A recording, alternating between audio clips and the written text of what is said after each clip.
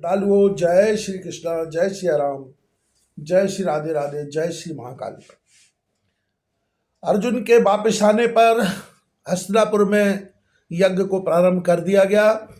वैशंपायन जी कहते हैं, हे परीक्षित नंदन, अर्जुन के हस्तिनापुर पहुंचने के तीसरे दिन महर्षि व्यास ने युधिष्ठिर से कहा, राजन, वह शुभ बेला आ पहुंची है जिसमें आपको अपना यज्ञ आरंभ करना है। याचक भी तुम्हारे यज्ञ मंडल में पहुंचने की इच्छा कर रहे हैं, अतः आज से यज्ञ आरंभ कर दो।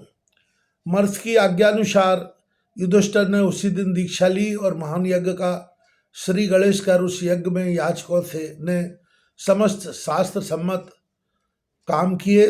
प्रातः हवन आदि कर्मों का अनुष्ठान करने के बाद यूप की स्थापना भी याचकों ने यज्ञ भूमि में 6 हलास के, 6 कत्थे के, 2 देवदारू के और 1 श्लेषात्मक 21 खंभे शास्त्रीय विधि के अनुसार लगाए गए। शेष अन्य यूप शोभा के निमित्त लगाए गए जो सुवर्ण और रत्नों से जड़े हुए थे। कुंड ईंटों का गरुड़ाकार बनाया। महर्षि व्यास के यज्ञ कर्म में कुशल सभी शिष्य यज्ञ में सदस्य थे।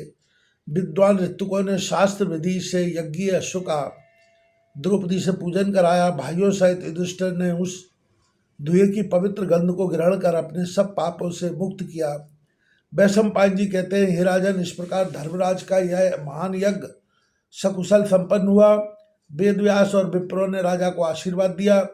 तब युधिष्ठिर ने विप्रों को कई अरब स्वर्ण मुद्रा दक्षिणा में दी। भगवान वेदव्यास को तो उन्होंने अपनी सारी पृथ्वी दान में दे दी। तब व्यास जी ने कहा, हे राजन, हम वनवासी इस पृथ्वी का राज लेकर क्या करेंगे?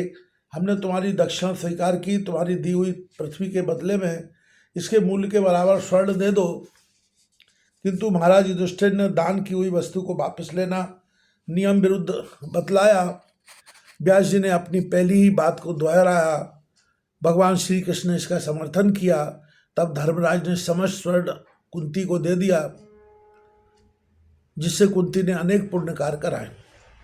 इस प्रकार धर्मात्मा युधिष्ठिर ने यज्ञ पूर्ण करके विप्रों को धन से पूर्ण कर दिया। उन्होंने अपने पापों का अंत कर स्वर्ग लोक का अधिकार प्राप्त कर लिया। तदनंतर पांडवों ने यज्ञ में आए हुए राजाओं को बहुमूल्य भेंट प्रदान कर विदा किया। यादवों सहित श्री कृष्ण को भी द्वारका जाने की अनुमति दी। इस पुण्य कर्म को पूर्ण कर महाराज युधिष्ठिर भाइयों सहित राजधानी आए। वहां आकर उन्होंने अमृत स्नान किया और श्री कृष्ण से वैष्णव धर्म की शिक्षा ग्रहण की।